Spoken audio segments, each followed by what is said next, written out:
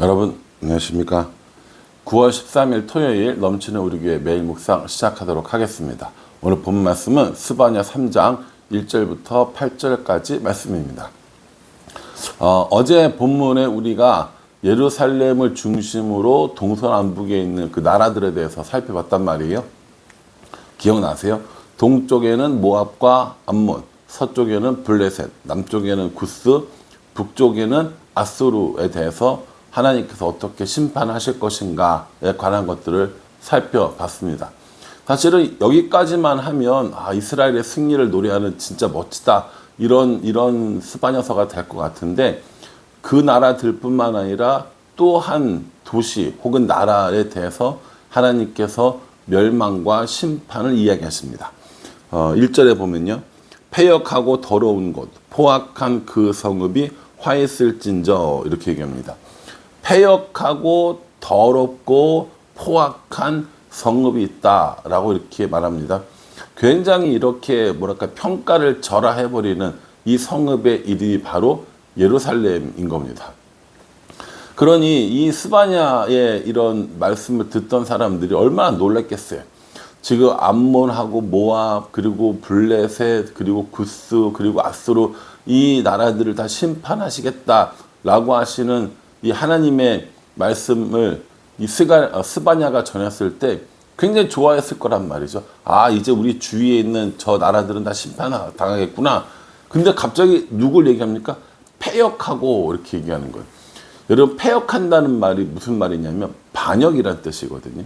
그러니까 반역한다라는 이야기를 딱 들으면 어떻게 그 사람, 이스라엘 사람들은 마음이 확 찔리겠죠. 우리 얘기잖아, 이거라는 거죠. 패역하고 더러운 곳, 포악한 그 성읍이 화했을진저라고 하면서 예루살렘 성에 대한 이런 심판도 이야기하십니다. 예루살렘의 상태가 어떠한지 2절에요. 그가 명령을 듣지 아니하며 교훈을 받지 아니하며 여호와를 의뢰하지 아니하며 자기 하나님에게 가까이 나아가지 아니하였도다라고 이렇게 얘기합니다. 뭘 안 했다라는 거예요. 계속 뭔가 아니하였도다라고 하면서 안 했다라는 것을 강조하고 계십니다. 명령을 듣지 않고 교훈을 받지 않고 여호와를 의뢰하지 않고 하나님께 가까이 나가지 아니했다라고 하면서 이 예루살렘 사람들의 이런 죄악, 예루살렘 사람들의 이 심판의 이유에 대해서 설명해 주고 계시는 겁니다. 그리고 또 이것뿐만 아니라 이러한 이 예루살렘 사람들이 이러한 행동을 하는 것을 막아야 할 사람들이 있거든요. 그게 정치 지도자들과 또 종교 지도자들이잖아요. 3절에 보면은 그렇지 않다라고 얘기합니다. 3절과 4절에는 방백과 재판장과 선지자와 제사장이 하나님 뜻대로 하지 않고 자기들 마음대로, 자기들의 이익을 위해서, 자기들이 편한 대로 이렇게 행하는 모습들을 우리에게 보여주고 있습니다. 그러니까 이 스바냐가 하나님께 말씀을 들어서 이스라엘 백성들을 예루살렘 성에 선포를 한 거예요. 너 패역했어. 너 더럽고 포악한 예루살렘이야. 이렇게 얘기하면서 이것도 안 하고 이것도 안 하고 이것도 안 하고 이것도 안 하고, 그리고 그런 것들을 지도해야 될 정치 지도자들, 그리고 종교 지도자들, 너희들 다 직무태만이야. 너희들 다 하지 않았어. 너희들 다 이것 때문에 하나님의 심판을 받게 될 거야 라고 이야기하는 거죠.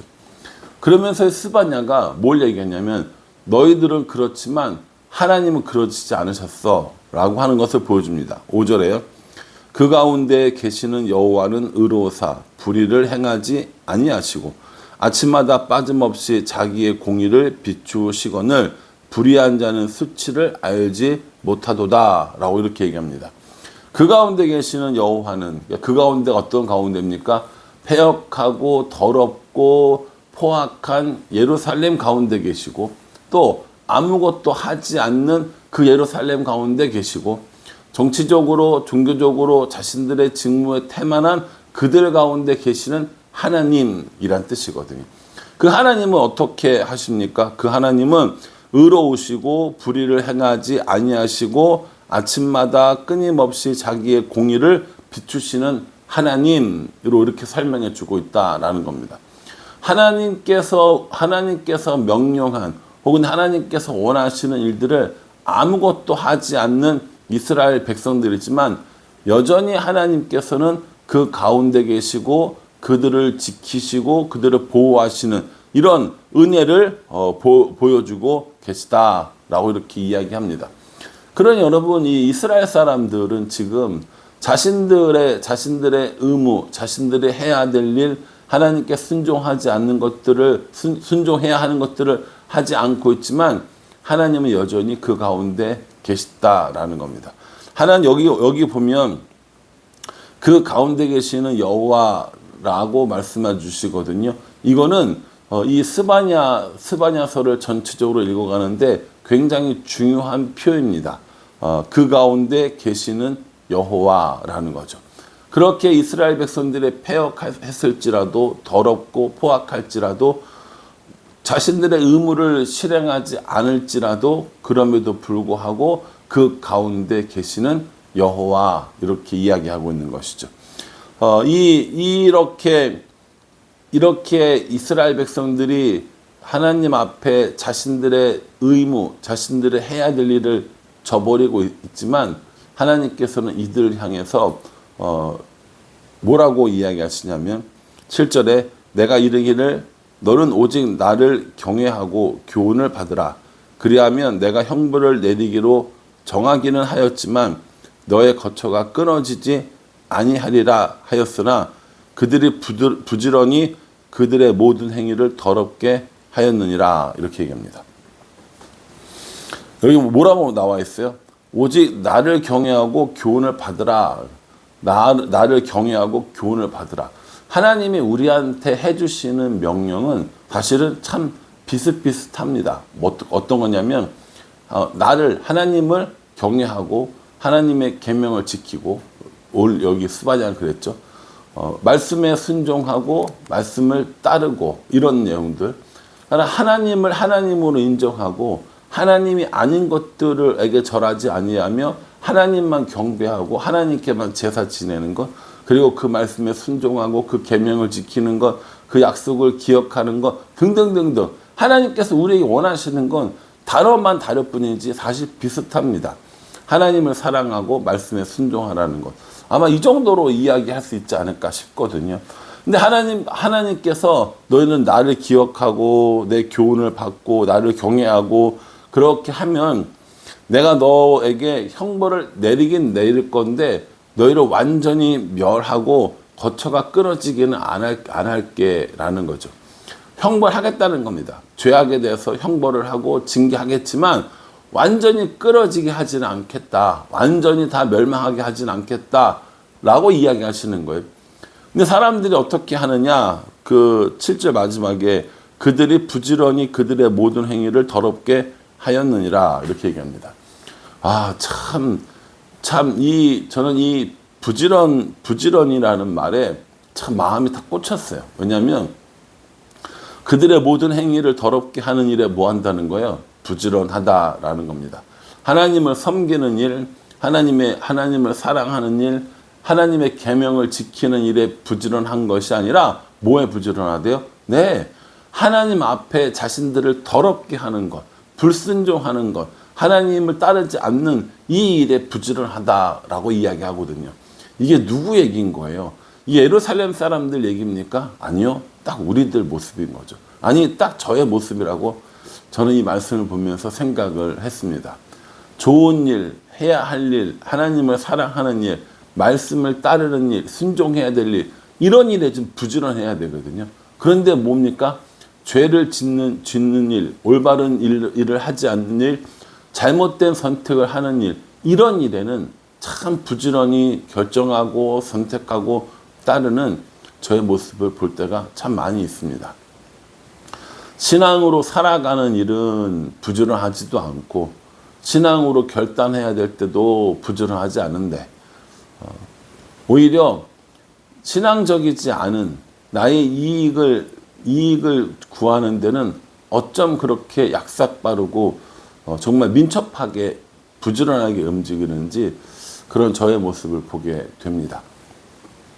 그러니까 이런 말씀을 묵상하면 제가 너무 적나라하게 드러나는 것 같아서 무섭기도 하고 또 속상하기도 하고 참 그런 감정들을 많이 느끼는 것 같아요.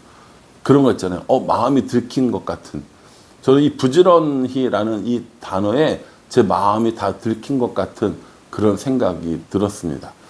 이렇게 하나님을 배반하고 하나님을 따르지 않고 하나님 불순종하고 자기 자신을 더럽게 하는 일에 부지런한 예루살렘 사람들에게 뭐라고 말씀하시냐면 9절에 나 여호와가 말하노라. 그러므로 내가 일어나 벌할 때까지 너희는 나를 기다리라. 내가 뜻을 정하고 나의 분노와 모든 진노를 쏟으려고 여러 나라를 소집하며 왕국들을 모으리라. 온 땅이 나의 질투의 불에 소멸되리라. 라고 이렇게 말씀하십니다. 너 딱 기다려. 지금 이 말씀이거든요. 내가 지금 뜻을 정하고 분노와 진노를 쏟아 부으려고 여러 나라를 모을 거니까 너 딱 기다려. 지금 이 말씀하시는 거예요. 여러분 지금 이 스바냐서가 선포되어질 당시는요. 요시야에 의해서 나라가 이제 마지막으로 재정비되어지는 그런 시대였고요. 그리고 이제 이 요시야 왕이 죽고 나면 그 뒤에 왕들은 차례로 아수르를 비롯한 여러 열강들에 의해서 굉장히 이런 뭐랄까요. 아수르와 블레셋에 의해서 계속 침략당하고 공격당하는 그런 시기라는 말입니다. 하나님께서 내가 지금 너희들 심판을 하고 여러 나라들을 모으고 있으니까 너 딱 기다려. 지금 그 얘기하고 계시는 겁니다. 얼마나 두려운 이야기예요. 하나님께서 우리의 잘못, 우리의 불순종에 대해서 눈 감고 모른 척 하시는 분이 아니라는 거예요. 분명히 말씀하시는 거예요. 너에게 심판이 있을 거야. 너에게 형벌이 있을 거야. 라고 말씀하고 계시는 겁니다.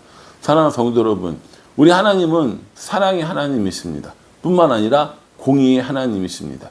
우리를 사랑하기 때문에 때로는 심판하고 때로는 채찍을 드실 때도 분명히 있다라는 겁니다. 하나님이 우리를 사랑하지 않아서 하나님이 우리를 싫어해서 하나님 우리를 멸망시키려고 했다면 예전역에 벌써 다 멸망되고 끝났겠죠. 그런데 그 가운데도 하나님은 여전히 우리 가운데 계시겠다고 우리를 향해서 즐거운 마음을 가지시겠다고 고백하고 계시는 겁니다. 심판을 선포하잖아요. 너희들 형벌을 주겠다라고 이야기하시잖아요. 예, 맞습니다. 분명히 심판도 있고 형벌도 있습니다. 오늘 이 9절 말씀에 보면은 일어나 벌할 때까지 너희는 나를 기다려 라고 말씀하시잖아요. 그런데 이게 끝이 아니라는 거예요. 이 말씀 뒤에 나오는 이 10절, 9절부터의 말씀에 보면 또 다른 우리에게 주시는 말씀들이 있다라는 겁니다. 그러나 여러분 분명히 기억하셔야 될 것, 분명히 하나님의 심판, 하나님의 형벌은 존재한다라는 이 사실을 기억해야 합니다. 그러니 오늘 스바냐가 책망한 것처럼 폐역해서 안 되고 더러워서도 안 되고 포악해서도 안 되고 오늘 이 아니하고 했던 일들은 우리 가운데 있어서는 진짜 아니 될 일이라는 거죠. 저도 그렇고 여러분들도 그렇고 결국 하나님 말씀에 순종하고 하나님을 더 사랑하며 살아가는 것, 이것이 옳고 맞고 해야 될 일이라는 겁니다. 이 스바냐서에 나오는 심판은 분명히 이루어집니다. 형벌 또한 이루어집니다. 그러니 심판의 때, 형벌의 때가 오기 전에 우리 자신을 돌아보고 하나님을 더 사랑하는 일, 그의 계명에 순종하는 이 일들을 즐겁게 할 수 있는 우리 모두가 되기를 주님의 이름으로 축복합니다. 기도하겠습니다. 하나님, 우리 자신들의 모습을 볼 때 패역한 이스라엘 같은 예루살렘 같은 삶을 살고 있는 것은 아닌지 돌아봅니다. 하나님께서 우리에게 기다리라 말씀하셨으니 그 심판의 때가 오기 전에 하나님 앞에 돌아오는 지혜가 많아질 수 있도록 도와주시옵소서. 하나님, 부지런히 모든 행위를 더럽게 하는 자가 되지 않고 하나님 앞으로 돌아오는 우리가 될 수 있도록 은혜 베풀어 주시옵소서. 예수님의 이름으로 기도합니다. 아멘. 네, 이 말씀 기억하시면서 하나님의 심판의 때가 아니라 그 전에 하나님께 돌아가는 지혜를 발휘하는 우리 모두가 되기를 간절한 마음으로 기도하겠습니다. 감사합니다.